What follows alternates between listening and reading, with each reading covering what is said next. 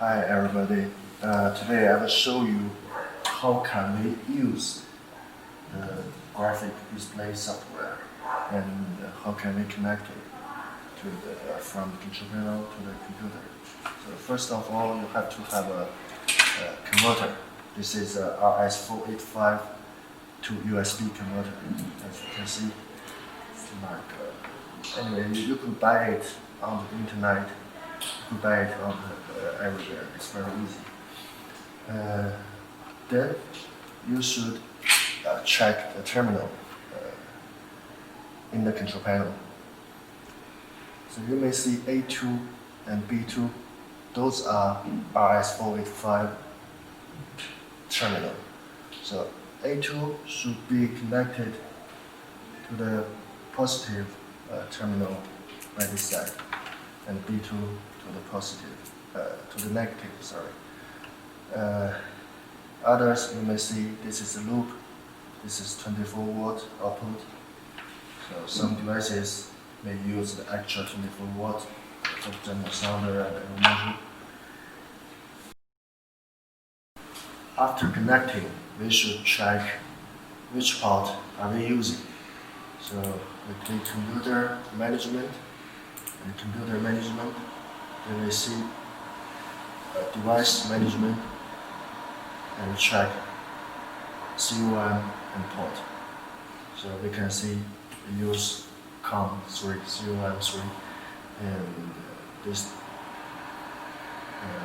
means we are using port number 3, and we should update the drive. So make sure you are using the latest drive. And after this, we go back to the software,